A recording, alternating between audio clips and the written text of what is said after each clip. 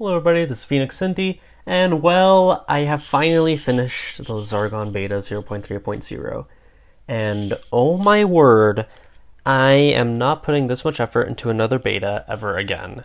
No offense, but building so many levels for a beta that won't even be the final game is tiring, and honestly, I felt like it wasted a lot of my time that I could be using working on the actual game.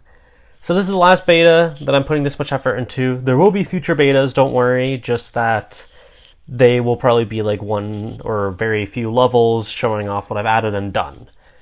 But luckily, I was able to use this beta as a way to show off sort of what my vision is for the game-ish, as much as I could. But honestly, it still felt pretty useless, to be honest. So, pretty much, how this beta works is that the progression I sort of made to work as I want the progression to work in the final game, where you have the first area where you learn all your mechanics, all the basic and all the advanced movement mechanics, and then when I added combat mechanics, and then you can travel to one of the 4 elemental areas, or areas that represent the elements, such as the Jungle Hills for Earth, the Shoreside Glacier for water, the Spike Mountain for air, and the Charred Wasteland for fire. And you can go there, and once you complete each respective area, you can bring that elemental ability to whatever other area you want to go to. So pretty much, for example, if you enter the Jungle Hills, you can use the Golem's Grasp, which is the Earth elemental ability, in that area, but until you complete that area, you cannot take the Golem's Grasp to Spike Mountain or whatever. So that's pretty much how I want the progression to work in Lizargon, where you have pretty much multiple opportunities. So for example, if you're not that good at the game, you can go to Jungle Hills first, which I will make the easiest area, or if you're an expert, you can go to the Charred Wasteland first and get the Dragon's Dash first, which is a pretty powerful ability. So, what is up next for Lizargon? Well, up next, first of all, I am going to do a few tweaks to the mechanics. I am not going to add or take away any of the movement mechanics. I like everything that's on there. I think it's a pretty good catalog of things that you can use. But there are a few tweaks I have to make, especially to the elemental abilities, such as a few bugs I need to squash, a few things that I want to change up to make feel a little better or feel just a lot more fun to use. And also, I have to go in and reprogram some parts of the movement mechanics to reduce even more bugs. Pretty much I don't want to say I'm reprogramming them. It's more of me deconstructing and reconstructing all the mechanics in a way that will run smoothly and reduce as many bugs as I can. The other thing that is coming up to Lizargon is slopes. Honestly, I learned that with a square-based world, Lizargon's mechanics absolutely suck.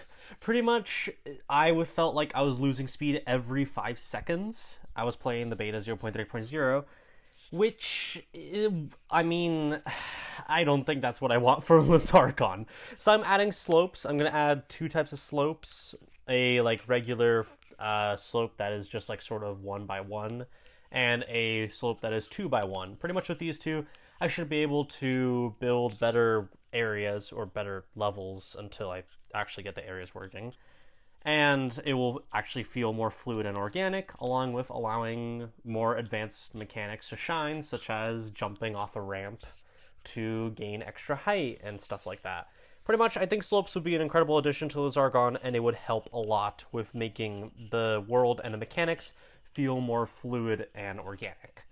The next thing that's coming up with Lizargon is the fun part. I am going to begin working on the combat for Lizargon.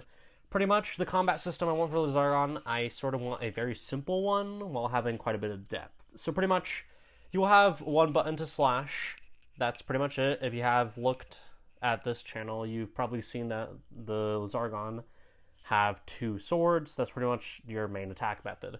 I am planning to also allow the Serpent Strings and the Dragon's Dash to deal damage, along with Dragon's Dash being recovered as whenever you hit an enemy. So having air combat being pretty much a fun thing to do with the elemental abilities plus your attacking. Pretty much, I want it to be where the attack strength and range depends on your speed. So if you're going really fast to the right and you slash to the right, it will deal a lot more damage and a lot more range. Pretty much, I want it so that if there is a line of enemies, like, it will be able to slash through most of the enemies, depending on how much damage you're dealing. So, for example, if each enemy in this line has 10 health and you deal 40 damage, the first enemy will take 10 health, the next enemy 10, the next 10, and it will go on until your attack has run out, if that makes sense. I don't want it to be something where if you're going fast, you suddenly can slice through everything. No, I want it to sort of be, you can sort of plan strategically where your attack is going. If your attack deals more damage than what the enemy has, or what I'll call an overkill, pretty much you just keep your speed and you just slash straight through them. If your attack deals less damage than what the enemy has, your speed will be stopped to ensure that you don't just crash into the enemy and die. And if there's a line of enemies, it will just overkill until there's an enemy that you can't overkill, and then it'll stop your speed. Or if you overkilled all the enemies in the line, you will just keep going straight forward.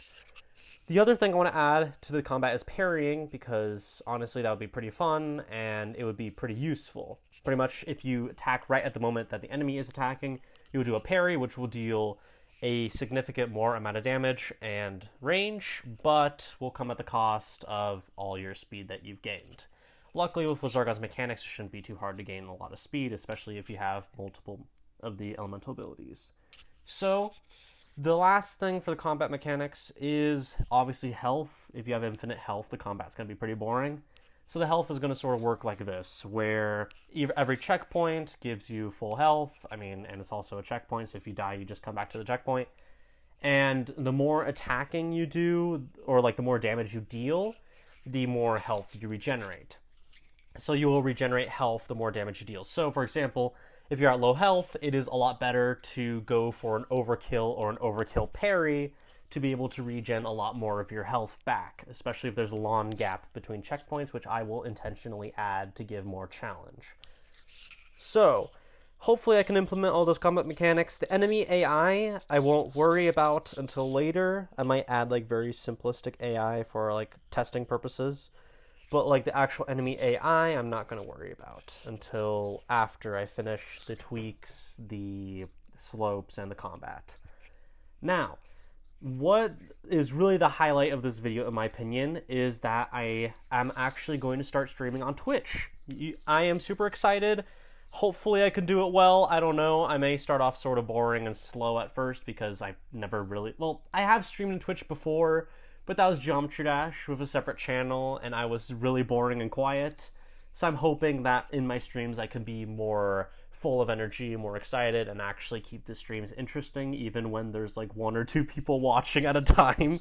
So yeah, I'm gonna start streaming on Twitch. You guys can come hang out, watch me program Lizargon, see my cursed constellations that Lizargon is built upon, and also give out recommendations or just say something in the chat, ask me questions. I'm thinking of a setup so that I can like constantly look at chat so that I can respond quickly instead of leaving you guys for dead for like 30 minutes.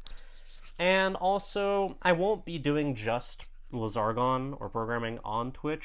Like sometimes I might occasionally stream myself playing a different game or just having fun in general. Pretty much what I'm saying is, I have Twitch. Make sure to follow me on there, come hang out. I'll make sure to try to keep my streams as interesting as possible so they aren't just boring 10 hours of doing nothing except for watching someone build his cursed constellations. And hopefully it can be pretty fun. So yeah, I never know what to say in the end of these videos. I need to come up with something, but Alright, stay tuned for the next Lizargon. Make sure to follow me on Twitch so you can just come hang out, watch me program Lizargon, and watch me play some other games. Goodbye.